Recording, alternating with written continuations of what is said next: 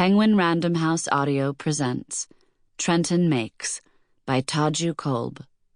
Read for you by Mozhan Marnò.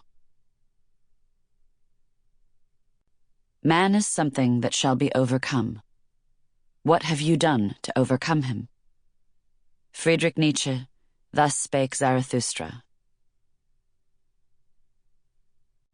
Part 1, 1946 to 1952.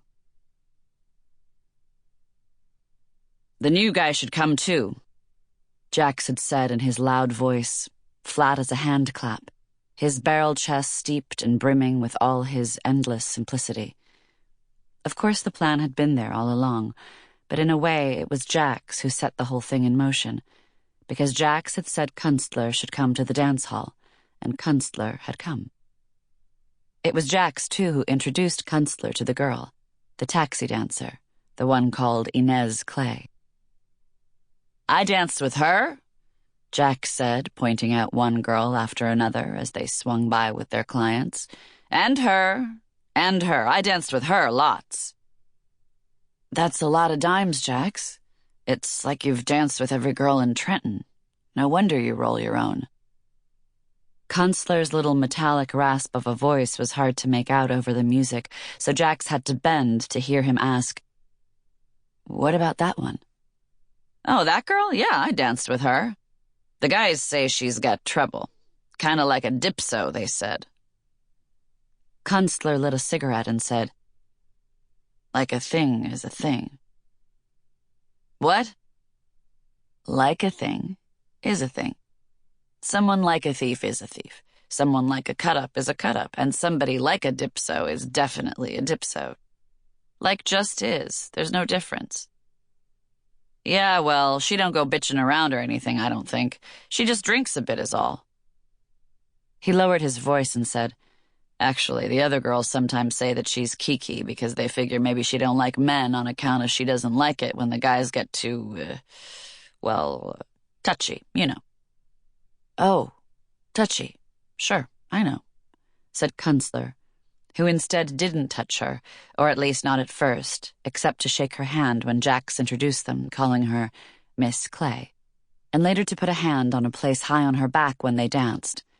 Instead, he bought her drinks and gave her tickets, which she would rip, turning away to tuck half in the top of her stocking, passing the other half seemingly without looking to a ticket-taker, who simply appeared and vanished so quickly again into the crowd that he was little more ever than a reaching hand and a gesture, as if the beaver-board walls with their red, white, and blue bunting had arms. Then, during the band's breaks, Kunstler bought her a fresh drink every time, and while she drank it, they talked. About what, the others couldn't imagine, but she laughed a lot, and when she danced with other clients, it seemed that she and Abe Kunstler still found each other's eyes. The girl was small. That's what caught Kunstler's attention. He wouldn't dance with a tall woman, wouldn't be the little guy with his face buried in some bosom to be laughed at, so the sight of her, petite but not boyish, filling her rayon dress, was a relief. He watched her smile at a factory man, still in his cheap wartime woolens, and then draw him to the crowded floor, let him stand too close and reach gradually down her back. He also noted the almost invisible retreat by which she baffled his hands when the song was done. No refusal, but an evaporation that was also a barrier. She was watery, effortlessly variable, not to be grabbed with fingers. Their first time on the dance floor, Kunstler had offered her his right hand, and she laughed. He pulled it away. Don't be angry, she said. He nodded. Mind if we stand? He started, and she waited and then nodded and whispered, Away from your friends? Sure. She led him a little way across the hall. Now watch. She demonstrated, moving around him as if he were a spindle, operating his arms. Open position here, and now closed position, see? This is how to move for an arm lead, and this is how you move for a body lead. Oh, fine, he said. I won't remember that. Don't worry. The names don't mean anything. It's what you do that matters.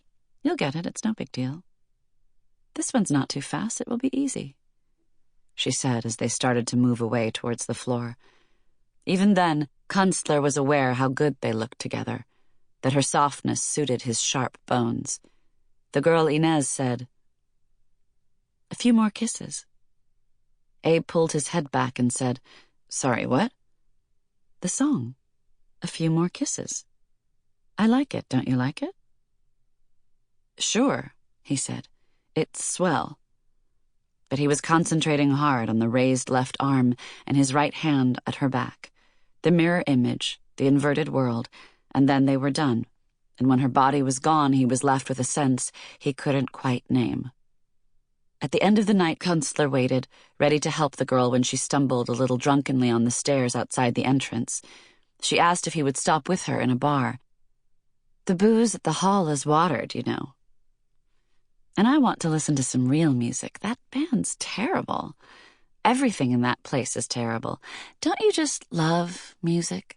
I mean real music, good music, not that stuff they play there." He bought her a gin and Italian and watched her carry the short brimming glass cautiously to a booth, where she sat without her shoes and sculpting her arches with both hands, saying, "You're never off the clock in those dumps. If you want to even think, you better goddamn hop it. They run you sore. You know when we haven't got a fellow, we're supposed to dance with each other? Like I'd spend a minute longer with one of those girls than I have to." They sat quietly for a minute, Kunstler neither moving nor speaking, just watching her through the bar darkness with his cast-iron expression. Inez finally said, "Hey, I noticed you work with mostly a lot of mix. Are you a Catholic?" "What, me? Oh, hell, I don't know. Maybe. I'm not what I am anymore, whatever it is." "Not a church person, you mean?" "Me neither." She nodded at that and took a drink before nodding again, as if her head rested on the ocean, and said, "I'm Episcopalian. I guess I mean that my mother was." Then she spoke almost unstoppably, a surge of memories about foster homes, where she experienced some things too soon and in overabundance, and others not enough. The girl had been 15 when she accepted her first ticket to dance with a boyish enlisted man at one of the halls near Mountain Home. Both of them had been careful and shy. Back then she drank only Coke and bitters, but of course it was a dance hall, and really they sold two things. The one was illusion, the make-believe of intimacy and gaiety and carelessness. The other was alcohol, which dressed the stage where the illusion could perform. "The pop hurt my stomach after a while," she told him. "Can you believe it, that I had my first cocktail for my health? I always crossed my ankles back then, too. Well, hey, that's life. I mean, what are you going to do?" It was in Mountain Home that she met the young, brill-creamed piano player she had followed east. "He was called Boat," the girl said, "on account of he had huge feet, really big, I mean it. He could hardly find anything to fit them. This drummer once said Boat was wrong. He could buy any old shoes, and it didn't matter what size, just to wear the box they come in. Isn't that funny?" she asked without laughing. She also described the girl singer they had met at a show in the taxi hall at Millville, a girl whose stockings weren't full of blisters, a girl Boat finally left with, taking with him all the money from the motel room, including all the hard-won nickels that were her 50% share of the dimes men paid to dance. "It was mine as much as his, you know. I had to start again, and I'll tell you, it's not easy to save up money at 5 cents a dance. Someone saw them get in a cab. That's all. That's how I knew they were gone." She looked up at Kunstler and, leaning against him, asked, "Do you think it's because I like spooning more than I like the other stuff? It's not that I don't want to be more like that, more like what it was he hoped for, more what I suppose all men hope for. But things are what they are, I guess. Ever have too much ice cream when you were a kid? A man who was friends with my mother, it was like that with him. The worst part was he made me call him Uncle Andrew." When at last she relaxed into her gin haze and was quiet, Kunstler led her gently to his rooming house, where he checked that the landlord wasn't awake to see him taking her up the stairs. Sample complete. Ready to continue?